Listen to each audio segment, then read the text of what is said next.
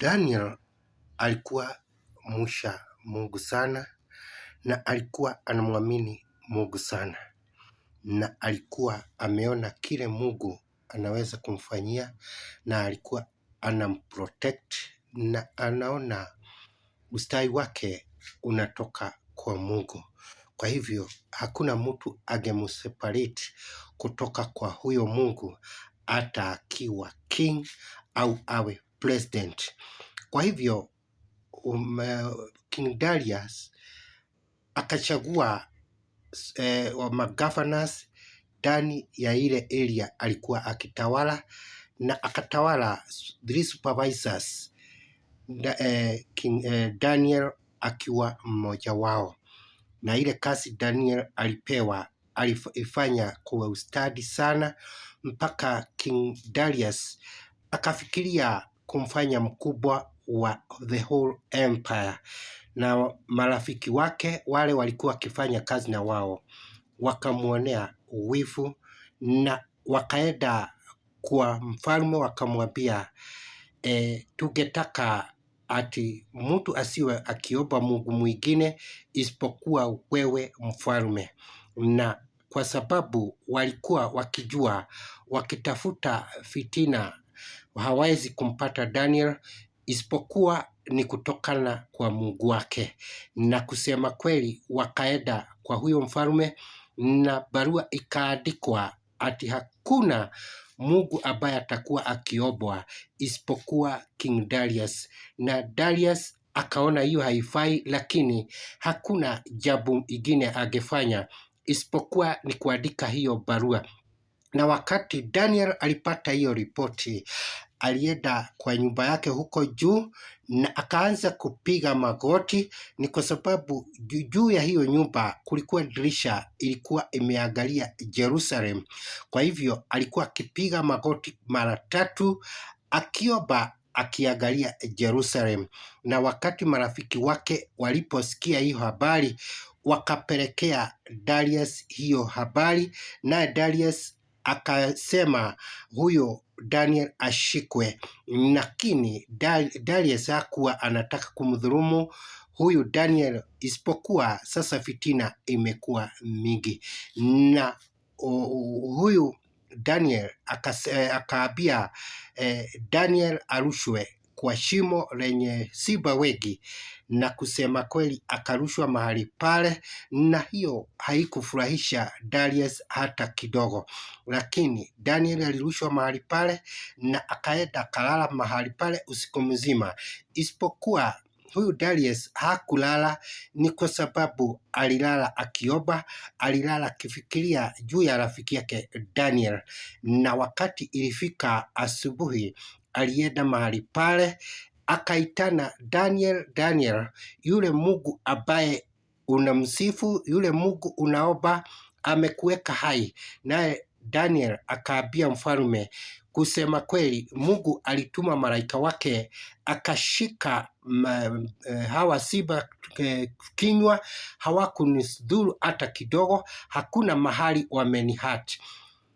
Darius akafurahia sana na akashika mkono wa Daniel na akamtoa ndani ya shimo, na saa hiyo akasema wale adui wa Daniel wote washikwe pamoja na mabibi zao na watoto wao, na wote wakarushwa kwa shimo. Biblia inasema hawakufika ndani ya shimo kwa sababu wakati walirushwa huko, simba walikuwa na njaa, wote walilaluliwa, mifupa yao ikafujwa, kwa hivyo wote wakaisha. Na kutoka hapo Darius akatoa amri akisema Mungu wa Daniel apewe heshima, na ni kwa sababu ni Mungu ako hai, na ni Mungu ambaye ni Mungu mzuri, ni Mungu anaangalia mambo. Na kusema kweli, kutoka hapo Daniel akafanywa mkubwa wa the whole empire, na kutoka hapo akaanza kuwa successful. Nataka kukuambia kitu kimoja, ni vizuri kumwamini huyu Mungu hata ikiwa marafiki wako wote watakuacha, afadhali wakuache na usiachwe na Mungu. Ni kwa sababu Mungu atakupigania, Mungu atakuweka hai, Mungu atapigana na maadui zako, atapigana hata na wanyama, atapigana na hata na accident. Kwa hivyo wewe utaendelea kuishi ukiwa na Mungu, hata marafiki wakikuasha, hata madugu zako wakikuasha, hata familia yenu yote ikikuasha, wewe usijali. Wewe kile kizuri ni kuendelea na kumwamini huyu Mungu, ni kwa sababu atakupigania. Mwishowe wao ndio watasema afadhali Mungu wako, ni kwa sababu Mungu wako ni wa ukweli. Ni kwa sababu wamejaribu kukuloga, wamejaribu kukupatia poison, lakini hakuna kitu kibaya kinapatikana ndani ya maisha yako. Kwa hivyo mwishowe watapiga magoti mbele ya huyo Mungu wako na waseme afadhali Mungu wa James, afadhali Mungu wa Esther, afadhali Mungu wa Rahab. Ni kwa sababu Mungu wa Rahab ako hai na analinda watu na anapigania watu. Ni kwa sababu wamejaribu kukudhuru, lakini imeshindikana. Kwa hivyo mahali uko, ningekuomba uendelee kuomba huyu Mungu wa Daniel, uendelee kuomba huyo Mungu ako hai na ataendelea kukuinua. Hata ikiwa huko kazini kuko na fitina, hata ikiwa hao masupervisor wanakuingilia, hata ikiwa huyo manager anakuingilia, hata kuweza. Ni kwa sababu mwishowe yeye ndiye atashindwa. Ni kwa sababu Mungu wetu hakuna wakati atashindwa, na Mungu wetu ako hai, na Mungu wetu ni wa miujiza. Kwa hivyo mpendwa, endelea kumwamini huyu Mungu na Mungu ataendelea kukuinua. Hata ikiwa unapitia mambo magumu kama yale Daniel alikuwa akipitia, usijali. Ni kwa sababu mwishowe wewe ndio utatangazwa mshindi, wewe pengine ndio utatangazwa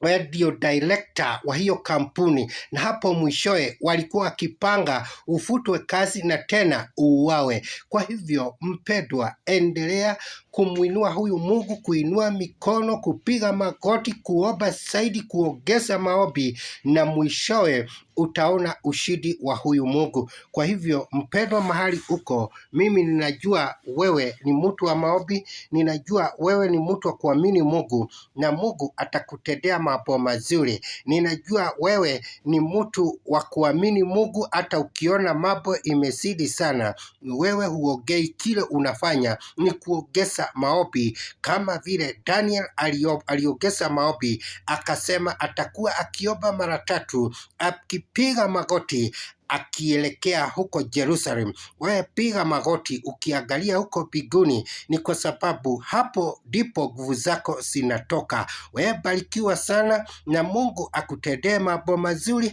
na Mungu asidi kukuinua. Ni kwa sababu huyu Mungu ako hai na hakuna wakati atawacha watu wake. Barikiwa sana mpendwa.